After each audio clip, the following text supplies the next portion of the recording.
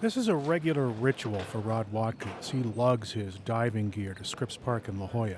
This happens to be a crisp, clear morning above the water, and Watkins is hoping for the same below. This is called the regulator. We'll put that on the tank to breathe. It's always good to have some way to breathe underwater. Watkins runs Scuba San Diego, and he's dived here for nearly 5 decades. He says the Sevengill sharks used to be scarce here. He'd only see 1 or 2 a year.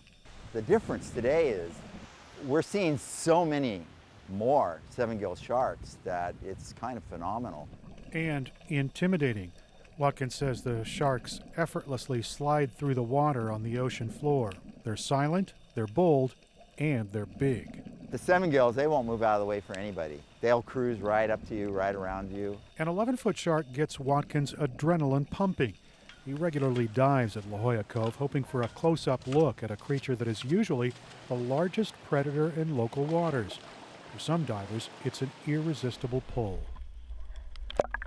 This is a very picturesque scene. It's attractive to people, but it's what you don't see underneath the water that is attractive to the sharks.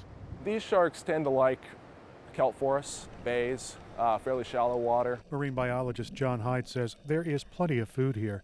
The larger sharks feed on seals and sea lions, and both of those animals are common at the cove. Hyde says the sharks thrive in nearshore areas from Alaska to the tip of Baja California. But until recently, sightings have been infrequent. Their dorsal fin is very far back on their back, so they don't look like your typical shark, where most sharks have a dorsal fin about mid-body. These are further back towards the tail, so they look a lot more prehistoric with this long tail, kind of weirdly placed dorsal fin.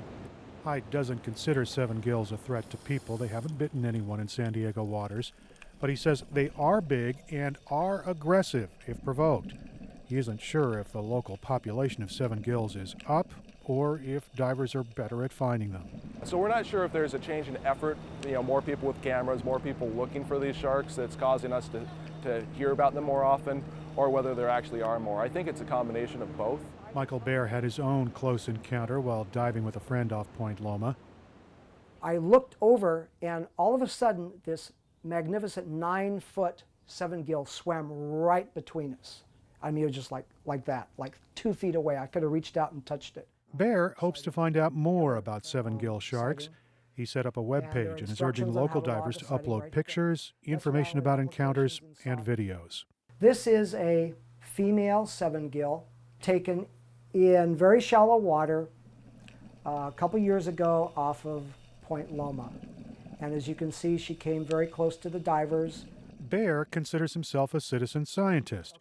He's diligently collecting information in an effort to understand the species. Broadnose Sevengill shark. Baer would like to know how many Sevengill sharks live here, and he's interested in identifying the Sevengills who've been photographed and filmed. We hope in the years coming to be able to identify individual Sevengill sharks with the unique freckling pattern on their bodies. Pattern recognition software might help with that.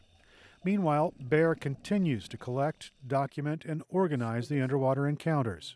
And as you can see, they're very unperturbed by divers. They just keep doing their thing. They just cruise by. That's a close encounter. That is a very close encounter. That's a male. So far, he's gathered 50 videos and more than 150 photos. He's hoping to spark interest in the local marine research community so more will be known about a prehistoric creature that is thriving in San Diego's nearshore habitat. Erik Anderson, KPBS News.